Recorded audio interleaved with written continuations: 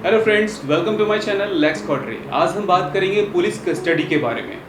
ये police custody क्या होती है, पुलिस कस्टडी में किसी भी पर्सन को क्यों भेजा जाता है, ये पुलिस कस्टडी क्यों रिक्वायर्ड है और ये कितने दिनों की हो सकती है, और क्या इस पुलिस कस्टडी में पुलिस किसी भी तरह से गिरफ्तार पर्सन के साथ मारपीट कर सकती है। आज हम इसी बात पे बात करेंगे। चलिए ये बात करें। है पुलिस कस्टडी की, तो जब भी किसी पर्सन को गिरफ्तार किया जाता है तभी उसे पुलिस कस्टडी में भेजा जाता है। ये पुलिस कस्टडी की राइट किसके पास होती है? ये सिर्फ और सिर्फ मजिस्ट्रेट के पास होती है। जब भी कोई पुलिस वाला किसी भी पर्सन को गिरफ्तार करता है किसी भी केस में, वहां पे पुलिस एक एप्लीकेशन रेज कर सकता है, मजिस्ट्रेट के सामने डिमांड कर सकता है उसके पुलिस कस्टडी के लिए।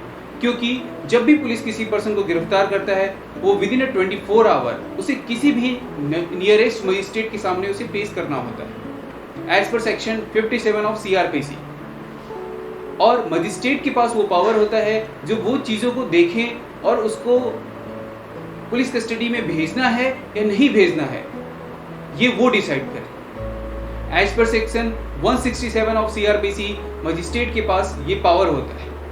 अब मजिस्ट्रेट उसमें ये देखते हैं जो उसमें क्या रिक्वायरमेंट है और क्या रिक्वायरमेंट नहीं है। अगर मान लीजिए वेरिफिकेशन कंप्लीट हो चुकी है, किसी भी तौर तरीके की अब वेरिफिकेशन की ज़रूरत नहीं है, वहाँ पे कोई इंक्वायरी की ज़रूरत नहीं है, तो वो किसी भी तरह से पुलिस कस्टडी में किसी भी गिरफ्तार पर्सन को नहीं भेजती है। लेकिन अगर इंक्वायरी में किसी भी तरह की कमी है तो वहाँ पे पुलिस डिमांड कर सकती है उसे पुलिस कस्टडी में लेने के लिए, और इस केसेस में मजिस्ट्रेट साहब उसे अनुमति भी दे सकते हैं पुलिस कस्टडी की, लेकिन वो कस्टडी बहुत से बहुत 2 या 4 दिनों की होती है।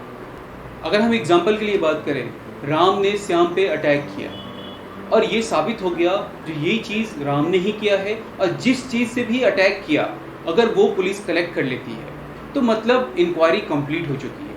और इन केसेस में पुलिस अगर डिमांड भी करती है अपनी कस्टडी की, मतलब पुलिस कस्टडी की, फिर भी मजिस्ट्रेट इसे अलाउ नहीं करते। अगर मान लीजिए इंक्वायरी कंप्लीट नहीं होती तो उन केसेस में मजिस्ट्रेट उसे पुलिस कस्टडी में भेज सकती है एज पर रिक्वायरमेंट। वो नॉर्मली 2 या 4 दिनों की होती है, लेकिन अगर इंक्वायरी कंप्लीट हो चुकी है तो उसे पुलिस कस्टडी में नहीं, उसे जुडिशियल कस्टडी में भेजा जाए। लेकिन ये पुलिस कस्टडी कितने दिनों की हो सकती है? ये मैक्सिमम 14 डेज की होती है, लेकिन नॉर्मली उसे 3 या 4 डेज में ही भेजा जाता है। जैसे कि जनरली अगर मैं अभी करंट के केस में देखूं तो उसे 5 डेज के लिए भेजा गया है। लेकिन कुछ संगीन मामलों में अगर हम देखें तो इसमें कस्टडी की जो टाइमलाइन है वो 90 डेज की भी हो सकती है। ये संगीन मामले क्या हो सकते हैं? ये संगीन मामले या तो रेप केस, मर्डर केस, इस तरह के संगीन मामले हैं जिनमें किसी भी गिरफ्तार किए गए पर्सन को 90 डेज के लिए भी पुलिस कस्टडी में भेजा जा सकता है। क्या कभी पुलिस जिस भी पर्सन को गिरफ्तार किया गया है उसके साथ मारपीट कर सकती है अपनी कस्टडी में? बिल्कुल नहीं।